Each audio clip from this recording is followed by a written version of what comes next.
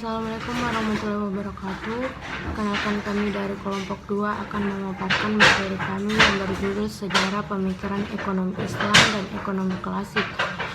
Alangkah baiknya jika saya memperkenalkan diri dan memperkenalkan anggota rekan saya. Perkenalkan, saya Nur Munawir sebagai moderator dan pemateri pertama. Yang kedua yaitu Nur Fadila sebagai pemateri ketiga, dan yang ketiga yaitu Syahril sebagai pemateri kedua.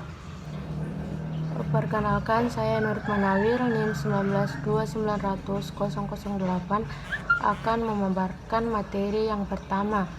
Oke, langsung saja. A. Pengertian ekonomi Islam. Ekonomi Islam adalah pengetahuan tentang penerapan perintah-perintah dan tata cara yang ditetapkan oleh syariah Islam atau didasarkan pada sumber Al-Quran dan hadis dalam rangka mencegah ketidakadilan dalam penggalian dan penggunaan sumber daya guna material guna memenuhi kebutuhan manusia yang memungkinkan mereka memenuhi kewajibannya kepada Allah SWT dan masyarakat. Dalam Al-Quran, Allah SWT memberikan beberapa contoh tegas mengenai ajaran-ajaran pada Rasul pada masa lalu sebelum Nabi Muhammad SAW dalam kaitannya dengan masalah-masalah ekonomi yang menekankan bahwa perilaku ekonomi merupakan salah satu bidang perhatian agama. Mengenai risalah kenabian Ibrahim alaihissalam dan putra-putranya, Allah berfirman, "Kami telah menjadikan mereka pemimpin-pemimpin yang memberi petunjuk, yaitu manusia, dengan perintah kami, dan kami turunkan wahyu kepada mereka untuk menaklukkan perbuatan-perbuatan baik, melaksanakan sholat dan zakat, dan mereka senantiasa beribadah kepadaku." B. Asal-usul pemikiran ekonomi Islam. Kemunculan ekonomi Islam di era baru atau era masa kini telah membuahkan hasil dengan banyak diwacanakan kembali ekonomi Islam dalam teori-teori dan praktiknya. Ekonomi Islam di ranah bisnis modern seperti lembaga keuangan syariah, bank dan non-bank. Ekonomi Islam yang telah hadir kembali saat ini bukanlah suatu hal yang tiba-tiba datang begitu saja. Namun ekonomi Islam sebagai sebuah cetusan konsep pemikiran dan praktik tentunya telah hadir secara bertahap dalam periode dan fase tertentu. Baik, itulah yang dapat saya bawakan. Saya serahkan kepada materi selanjutnya. Assalamualaikum warahmatullahi wabarakatuh. Perkenalkan, nama saya Syahril, NIM 192900062, Prodi Manajemen Keuangan Syariah. Pada kesempatan kali ini saya akan melanjutkan pemaparan materi yang sebelumnya. Langsung saja pada bagian C, Sejarah Pemikiran Ekonomi Islam. Ilmu ekonomi Islam sebagai sebuah studi ilmu pengetahuan modern baru muncul pada tahun 1970-an.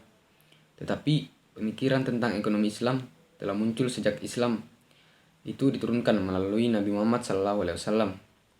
Pada masa tersebut, dunia Islam justru mengalami puncak kejayaan dalam berbagai bidang.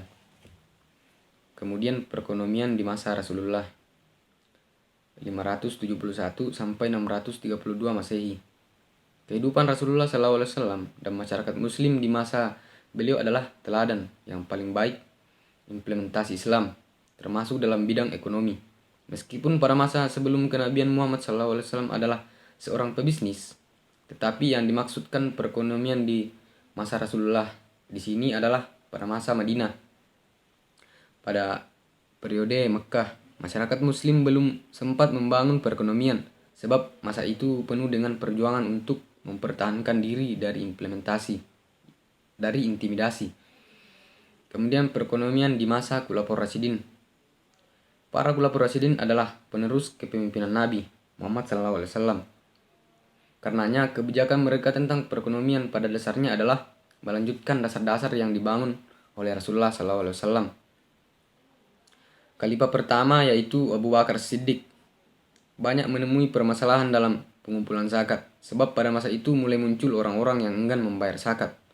Kemudian khalifah kedua, yaitu Umar bin Khattab, dipandang paling banyak melakukan inovasi dalam perekonomian.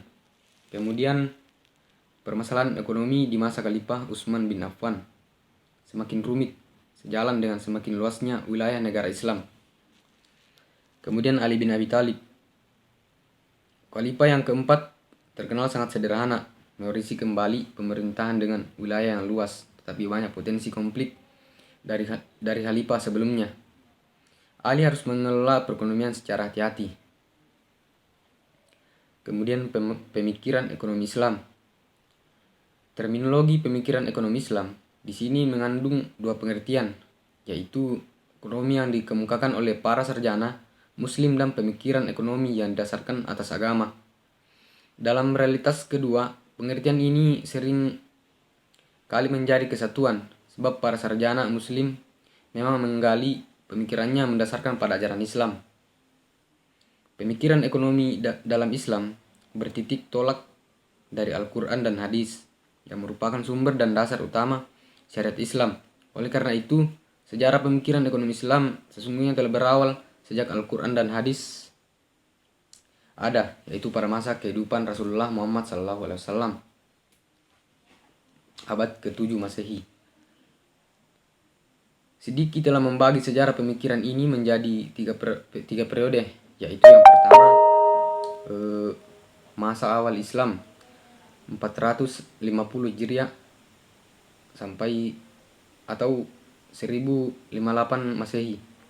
Pada periode ini banyak sarjana Muslim yang pernah hidup bersama pada Rasulullah dan para tabi'in sehingga dapat memperoleh referensi ajaran Islam yang autentik.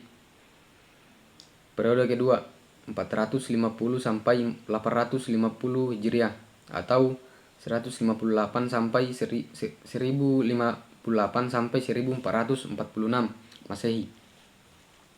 Pemikiran ekonomi pada masa ini banyak dilatar belakangi oleh menjamurnya korupsi dan dekadensi moral, serta melebarnya kesenjangan antara golongan miskin dan kaya.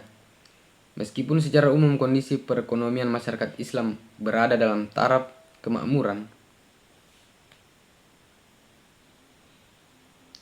kemudian periode ketiga 850 sampai 1350 Hijriah atau 1446 sampai 1932 Masehi.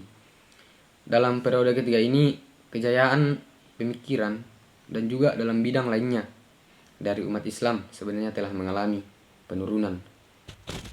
Demikian dari saya. Assalamualaikum warahmatullahi wabarakatuh. Assalamualaikum warahmatullahi wabarakatuh. Baiklah, saya akan menjelaskan materi bagian D, yaitu ruang lingkup ekonomi klasik. Ruang lingkup ekonomi klasik meliputi yaitu kemerdekaan alamiah. Landasan pandangan ekonomi klasik adalah kepentingan pribadi dengan kemerdekaan alamiah.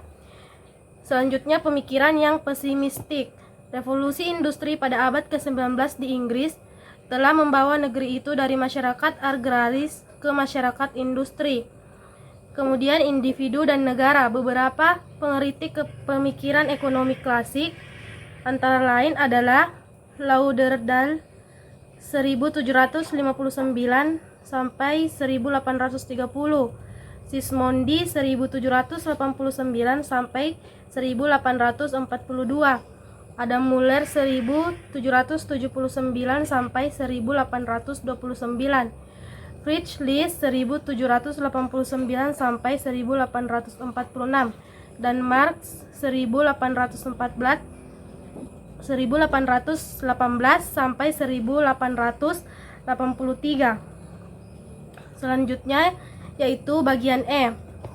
Sejarah pemikiran ekonomi klasik, yaitu ekonomi klasik mulai berkembang sekitar abad ke-18, di mana kemunculannya saat itu bersamaan dengan berkembangnya teori liberalisme. Ekonomi liberal terjadi karena adanya pengaruh dari kemajuan teknologi dan pertambahan jumlah penduduk yang sangat meningkat, yang kemudian akan menimbulkan permasalahan pada perekonomian suatu negara. Sedangkan para ahli ekonomi klasik berpendapat bahwa perekonomian suatu negara dapat tumbuh dan berkembang jika dititik beratkan pada pasar. Selain itu, peran pemerintah sangat membantu laju perkembangan ekonomi suatu negara. Pendapat para tokoh klasik lebih menitik beratkan perekonomian pada faktor penentu, harga atau teori harga. Ada beberapa tokoh yang mengemukakan pendapatnya yang berhubungan dengan teori ekonomi klasik. Di antaranya adalah A. John Kenneth Galbraith 1908. John Kenneth Galbraith mengungkapkan bahwa ekonomi klasik yang sebagian besar dikembangkan di Inggris membuka jalan untuk revolusi industri melalui 3 dasar utama. Yang pertama adalah filosofi liberalisme yang dikembangkan dari hukum-hukum adat yang ditekankan dalam tulisan Thomas Hobbes 1588 sampai 1679 dan John Locke 1632 sampai 1704, di mana dalam tulisan tersebut menjelaskan bahwa individu dan negara sebagai pelindung hak milik. Yang kedua adalah dasar yang diletakkan oleh penulis tentang mercantilisme dan khususnya para kritikusnya. Yang ketiga adalah sistem fisiokratik Prancis, dan dalam hal ini tidak begitu banyak rekomendasi utamanya, namun lebih banyak pendekatan keseluruhan yang diambil oleh para penulis terkemuka mengenai bagaimana masalah ekonomi harus ditangani. B. Adam Smith 1723. Adam Smith merupakan salah satu tokoh dari ekonomi klasik yang berpendapat bahwa untuk mengembangkan perekonomian suatu negara diperlukan pembagian kerja. Hal ini dimaksudkan supaya produktivitas tenaga kerja menjadi bertambah. Pada pembagian kerja tersebut sebelumnya harus dibentuk akumulasi kapital terlebih dahulu, yang sumbernya bisa berupa dana tabungan atau luas pasar. Hal tersebut bertujuan untuk menarik perdagangan internasional, karena jika pasar luas maka akan dapat menampung produksi yang banyak. Demikian penjelasan dari saya, mohon dimaafkan apabila ada kesalahan. Sekian dan terima kasih. Wassalamualaikum warahmatullahi wabarakatuh. Itulah pemaparan materi dari kelompok kami. Lebih dan kurangnya mohon dimaafkan. Wassalamualaikum warahmatullahi wabarakatuh.